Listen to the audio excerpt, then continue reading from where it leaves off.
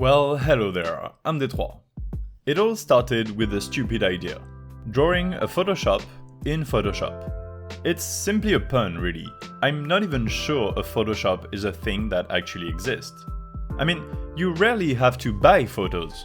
You buy frames, or you develop pictures in a lab, or you go to a studio. But a Photoshop? I guess it's a combination of all these. I can make this work. It will be a fun prompt, and it will make for a good drawing. It's very simple and straightforward, right? Nothing could go wrong, right? There are chapters in the video timeline just in case you want to skip the following rant about Adobe programs and go straight to me talking about the drawing. So, as I was saying, nothing could go wrong. I'm gonna use the Photoshop software to digitally paint a Photoshop. I'm gonna sketch out this cool shop with all the details like a desk or stands to showcase the photo prints or the photography studio at the back. I sure hope Adobe is not gonna change the way they handle the security of this software and force a warning message to appear after 5 minutes of use of Photoshop. I sure hope the quote-unquote license I got from Photoshop does not appear faulty. That would really mess up my whole plan of making this drawing. I definitely hope that unplugging my Ethernet cable while Photoshop is open is not gonna be the only solution to continue using this software I've been using for the past 5 or so years. In any case, I have now switched to using Clip Studio. However, this one drawing you're watching me make is specifically about a Photoshop. Drawing a Photoshop in Clip Studio doesn't have the same ring to it, does it? How annoying and unlucky is that? The one time I'm specifically making a pun-based drawing about the software I use is the one time that software would become unavailable to me. How ironic is that? What are the odds? I had to spend 90% of this drawing process with my internet unplugged just so I could use Photoshop. It's another one of the reasons this video took so long to make. Just the hassle of using Photoshop without being able to use Spotify or YouTube at the same time while I draw, or look up references without internet. Another reason is that I had to set up and learn how to use Clip Studio so I could take over when this drawing was finished. And because Adobe didn't set up their security stuff just for Photoshop, the second software I use with a dodgy license, Premiere Pro, also stopped working for me. So now, not only do I have to draw in a new program, I also have to edit my videos in a new program too. Namely, I use DaVinci Resolve now, which is a bit hard to learn at first, as the workflow is so different from what I used to. And so, fuck you Adobe. I am now using free programs that have 95% of the same functionalities, because as I've said time and time again, I will never pay for your licenses that are way too expensive.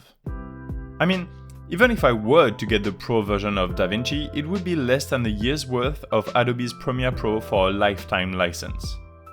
I really hate subscription-based licenses. Let me make a one-time payment for a software and we're cool. Make me pay every month and I'm gonna torrent the shit out of you. Especially since Adobe doesn't offer actually unique or high-quality softwares. A while back, maybe that was the case, but now that I use Clip Studio and stuff, honestly there is no reason to not go for the free softwares and save 60+ euros a month. Anyway, sorry about this whole rant. Guess I should stick to talking about the drawing for now. This is a mess of layers, because there are a lot of things on top of other things, but also behind others. I'm gonna do my best to deconstruct it into something that makes sense. At the very top of the layer order is my sketch, which you can see being toggled on and off relatively frequently. Just below that is the painting proper, starting with the window frame and door frame. I wanted a strange, not quite straight angle, which is the best kind of straight to make a composition interesting. Basically, the green door frame is slanted and there is no reason for it, and I love that. This green frame will also hold a window, but that's last minute layer adjustment, so for now let's not worry about it and instead build the room. You want to start with the big picture and then work in the details. First, what does the room look like in this Photoshop? We have the shop part where people can buy pictures, I guess. This is where the products are displayed and where the clerk's desk is. In the corner, we can also peer into the photo studio part of the place. A couple lights, a white sheet, and a camera set up in front of a chair. You can already see in your mind the people coming to take their ID photo and stuff. And so this is the way our room is built. We can shade accordingly. For a shop, large light tiles are what you want as the floor. Most shops are built like that. Since this shop and the green wooden door frame scream small old shop in the historical center of town to me, I want to go with that feeling and make sure all the furniture is wooden at this place.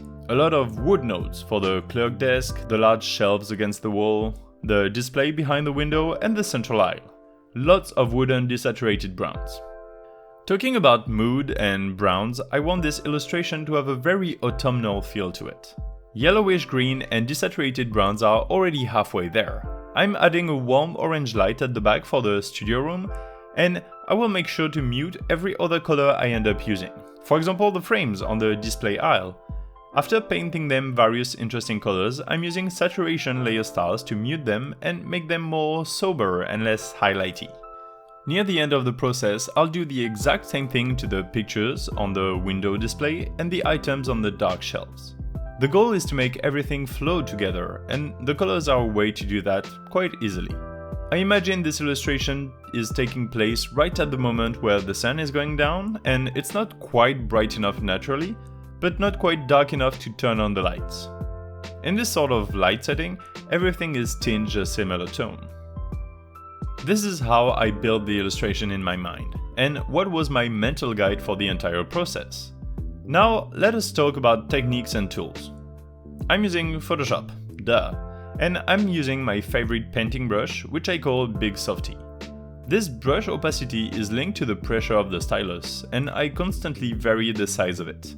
Big Softy is sort of square-shaped with softened details at the edges, which means if I press hard on the tablet, I can use it to make very well delimited shapes and straight lines. But if I don't press hard, this brush is perfect for blending together colors and shades. And that's pretty much it. I did this whole process with a single brush, and mostly by adding paint on top of paint.